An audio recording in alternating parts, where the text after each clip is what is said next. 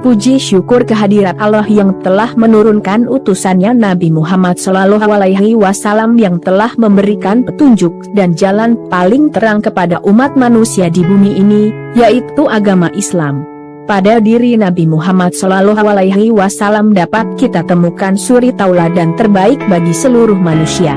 Tutur katanya, perilakunya, kebijaksanaannya, semua tingkah lakunya di dunia ini membawa kebaikan dan contoh yang baik bagi setiap manusia di bumi ini. Berkat kesabaran dan kasih sayang beliaulah kita sampai saat ini dapat menjadi seorang muslim seutuhnya yang bebas memeluk agama Islam secara merdeka. Perjuangan beliau dalam menyebarkan ajaran Islam yang suci dan indah ini sudah tidak dapat diragukan lagi. Caci maki, kekerasan fisik dan psikis sering dialami beliau karena keikhlasan beliau dalam menyampaikan kebaikan. Cinta beliau kepada Allah dan para umat Islam membuat beliau lupa akan semua rasa perih dan sakit yang beliau terima dan rasakan sebelum kepergiannya. Beliau telah meninggalkan begitu banyak suri tauladan yang baik yang dapat kita jadikan pedoman hidup agar dapat menjadi seorang muslim yang kafah dan seutuhnya. Salah satunya adalah ketujuh pesan beliau kepada salah seorang sahabat, Abu Dzar Al-Ghifari. Berikut wasiat Rasulullah SAW kepada Abu Dzar Al-Ghifari dari Abu Dzar radhiyallahu anhu. Ia berkata, "Kekasihku, Rasulullah SAW berwasiat kepadaku dengan 7 hal. Pertama, mencintai orang miskin. Beliau memerintahkan kita seluruh umat Islam agar senantiasa untuk mencintai orang miskin. Orang-orang miskin yang beliau maksudkan adalah orang-orang yang hidupnya tidak berkecukupan dan tidak mempunyai harta untuk mencukupi kehidupannya, dan mereka tidak mau meminta-minta untuk mencukupi kebutuhan mereka. Wasiat ini berlaku umum untuk seluruh umat Islam. Yang dimaksud dengan mencintai adalah lebih kepada sikap dan perlakuan kita terhadap orang-orang miskin. Kita dituntut untuk berlaku tawadu, duduk bersama mereka, menolong mereka, serta turut bersabar bersama mereka.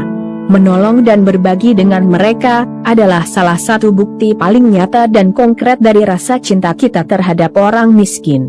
Berbagi dan menolong terhadap sesama tentu saja akan mendatangkan ridhanya dan kasih sayangnya, seperti apa yang disabdakan oleh Rasulullah SAW. Barang siapa menghilangkan kesusahan dunia dari seorang mukmin, Allah akan menghilangkan darinya satu kesusahan di hari kiamat.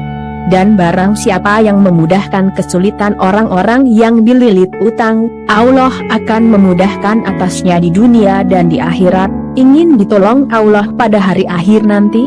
Maka bergiatlah untuk menolong sesama, terutama menolong orang-orang miskin, agar senantiasa mendapatkan pertolongan dan kasih sayangnya. Sesama hidupnya, Rasulullah SAW pun selalu mencintai orang-orang miskin dan dekat dengan mereka. Rasulullah pun selalu menghimbau dan mengajak para sahabatnya agar selalu mencintai mereka yang mengalami kekurangan dari segi ekonomi. Dalam suatu riwayat Ibnu Umar disebutkan pada satu hari bahwa salah seorang dari kaum muhajirin yang miskin menceritakan kepada Rasulullah betapa beruntungnya mereka yang memiliki kekayaan harta, karena dapat beribadah dan beramal lebih banyak melalui harta mereka. Mendengar hal itu, Rasulullah pun bersabda, "Wahai orang-orang yang miskin, aku akan memberikan kabar gembira kepada kalian, bahwa orang mukmin yang miskin akan lebih dahulu masuk surga daripada orang mukmin yang kaya. Dengan tenggang waktu setengah hari, itu sama dengan 500 tahun. Bukankah Allah berfirman, sesungguhnya sehari di sisi Tuhanmu adalah seperti 1000 tahun menurut perhitunganmu. Lalu, bagaimana bisa seorang yang miskin akan lebih dahulu masuk surga? Padahal bisa dibilang orang yang memiliki hartalah yang lebih banyak beramal dan bersedekah." Rasulullah pun menjawab, orang-orang yang memiliki harta akan menyusul orang-orang miskin untuk memasuki surga, karena mereka harus melalui proses pertanggungjawaban dan perhitungan dari harta-harta yang mereka miliki dan mereka pakai selama mereka hidup di dunia ini. Maka, sungguh begitu banyak ladang amali yang telah Allah sediakan di muka bumi ini, salah satunya yaitu mengasihi dan menyayangi orang-orang miskin. Kedua, melihat pada orang yang lebih rendah dalam hal materi dan penghidupan jauh dari syukur, itulah sifat dasar dari manusia. Oleh karena itu Rasulullah memerintahkan umat Islam untuk melihat kepada orang yang lebih rendah dalam hal materi dan penghidupan, agar kita senantiasa berterima kasih dan bersyukur atas segala sesuatu yang telah Allah berikan kepada kita. Sebagaimana sabda Rasulullah, lihatlah kepada orang yang berada di bawahmu dan jangan melihat orang yang berada di atasmu, karena yang demikian lebih patut, agar kalian tidak meremehkan nikmat Allah yang telah diberikan kepadamu. Riwayat Bukhari. Melalui hadits ini Rasulullah mengingatkan kita agar tidak melihat kepada orang-orang yang hidupnya berada di atas kita, orang-orang yang hidupnya bergelimang harta dan memiliki kekayaan yang melimpah, karena demi Allah, keindahan dan kenikmatan benar-benar menyilaukan dan memukau bagi siapa saja yang lupa untuk berterima kasih dan beriman kepada Allah Subhanahu wa Ta'ala. Dengan melihat kepada orang yang berada di bawah kita, kita akan merasa berterima kasih dan menyadari begitu banyak nikmat yang telah diberikannya sampai saat ini. Nikmat dan karunia sekecil apapun, jika disyukuri maka akan terasa begitu indah. Namun, dalam hal beribadah justru sebaliknya, kita dianjurkan untuk melihat kepada mereka yang berada di atas kita, mereka yang ibadah dan akhlaknya lebih baik dari kita. Mengapa demikian? Hal ini akan memotivasi kita dan membuat kita senantiasa untuk berlomba-lomba dalam hal kebaikan dan meraih ridanya. Sebagaimana yang disabdakan oleh Rasulullah Sallallahu Alaihi Wasallam. Dan untuk yang demikian itu, hendaknya orang berlomba-lomba. Surah Al-Quran Al-Mutaffifin ayat 26. Ketiga, menyambung silaturahim. Silaturahim adalah ibadah yang mulia dan memberikan banyak berkah bagi siapapun yang melakukannya. Silaturahim merupakan fitrah dan kebutuhan manusia, karena seperti apa yang telah kita dapat dari pelajaran IPS semasa di sekolah, manusia adalah makhluk sosial yang tidak bisa hidup sendiri, dan senantiasa berinteraksi dan bersosialisasi dengan sesama manusia. Maka, silaturahim merupakan salah satu ibadah yang paling dianjurkan dan diwajibkan dalam Islam.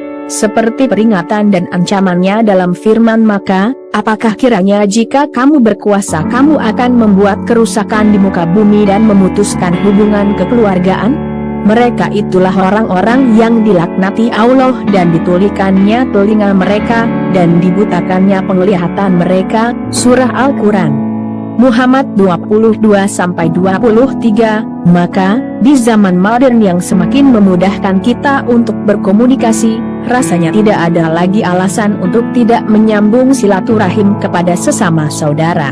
Karena, menyambung tali silaturahim memiliki banyak manfaat, rahmat dan kebaikan dari Allah senantiasa tercurah kepada mereka yang senantiasa menyambung tali silaturahim. Silaturahim juga merupakan sebab pentingnya seseorang masuk surga dan dijauhkan dari api neraka. Selain itu, silaturahim juga merupakan tanda ketaatan dan amalan yang mendekatkan seorang hamba kepada Tuhannya, Allah Subhanahu wa Ta'ala. Keempat, memperbanyak ucapan la haula wala quwata illa billah. La haula wala quwata illa billah, tidak ada daya dan upaya kecuali dari pertolongan Allah. Sebuah kalimat yang mengingatkan kita bahwa sudah semestinya sebagai hamba yang lemah kita senantiasa dan meyakini bahwa segala sesuatu yang kita lakukan terjadi karena kehendak dan kuasanya. Segala sesuatu yang terjadi di muka bumi ini, baik yang besar maupun kecil, semuanya terjadi karena kehendaknya, maka tidaklah pantas kita sebagai manusia merasa sombong dan takabur. Kalimat ini juga mengingatkan kita bahwa hanya Allah lah satu-satunya tempat kembali dan meminta, tiada daya dan kekuatan yang dapat menandingi atau menyamai kekuatan serta kehendaknya.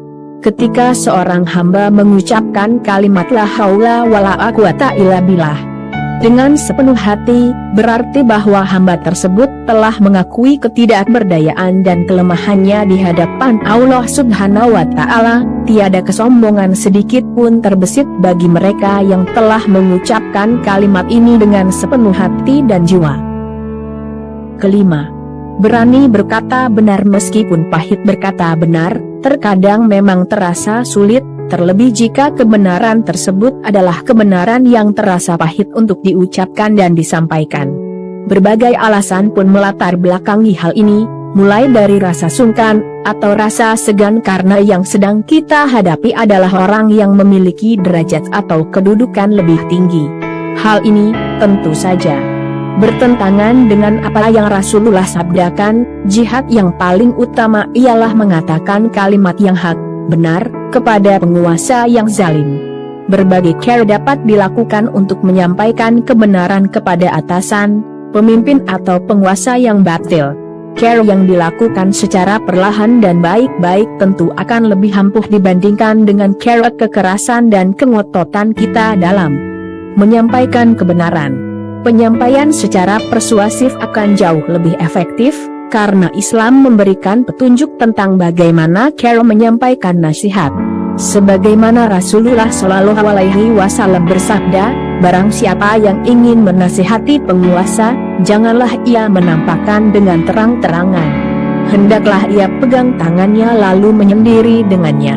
Kalau penguasa itu mau mendengar nasihat itu, maka itu yang terbaik. Dan bila si penguasa itu enggan, tidak mau menerima, maka sungguh ia telah menjalankan kewajiban amanah yang dibebankan kepadanya. Keenam, tidak takut celaan ketika berdakwah di jalan Allah. Berbagai cobaan dan siksaan yang menimpa Rasulullah ketika berdakwah tentu tidak diragukan lagi kebenarannya. Cobaan dan siksaan yang begitu perih dan pedih dialami oleh Rasulullah dan para sahabatnya dalam menyampaikan ajaran-ajaran Islam, namun hal itu tidak sedikit pun membuat mereka gentar dan takut, karena mereka percaya dengan janji Allah yang begitu manis dan indah. Dakwah, sedari dulu, memang bukan hal yang mudah dan pasti akan mengalami banyak hambatan dan cobaan.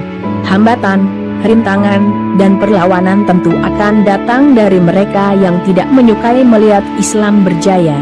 Hambatan dan rintangan yang berat ini bukan tidak mungkin akan menyurutkan langkah kita dalam berdakwah, namun Rasulullah mengajarkan kepada kita untuk tetap bersikap berani dan pantang menyerah dalam menyampaikan kebaikan. Surah Al-Ahzab 39. Allah begitu mencintai siapapun yang mengutarakan kebenaran dari ajarannya, seperti yang Allah sampaikan dalam surat Al-Maidah 54. Jaminan mendapatkan surga pun telah dijanjikannya bagi siapapun yang berdakwah di jalannya.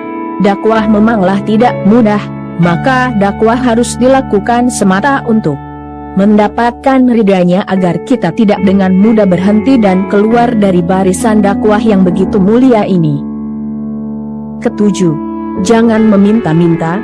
Meminta-minta adalah perbuatan yang sama sekali tidak mencerminkan sikap dan jiwa dari seorang muslim yang baik. Meminta-minta adalah haram hukumnya dalam Islam, karena Islam mengajarkan setiap umatnya untuk senantiasa berusaha dan berjuang untuk mendapatkan apa yang diinginkan.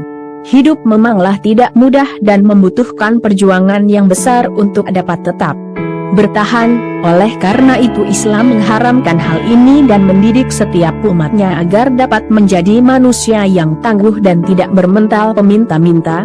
Meminta-minta diperbolehkan jika untuk keperluan yang berkenaan dengan keperluan dan kepentingan umum umat Islam, seperti untuk pembangunan sarana peribadatan, pendidikan, bantuan untuk fakir miskin dan anak-anak yatim. Namun, semua hal tersebut pun harus dilakukan sesuai dengan prosedural yang berlaku, tidak dapat dilakukan secara sembarangan dan tanpa aturan. Mental seorang muslim adalah mental seorang muslim yang tangguh dan tidak mudah menyerah serta rela berjuang keras untuk mendapatkan dan mencapai impiannya, bukan dari meminta-minta dan sekedar berpangku tangan. Demikianlah ketujuh wasiat Rasulullah yang disampaikan kepada Abu Dzar Al-Ghifari, dan menjadi pedoman bagi setiap muslim dalam kehidupan sehari-hari. Semoga apa yang disampaikan dapat bermanfaat bagi kita semua. Terima kasih.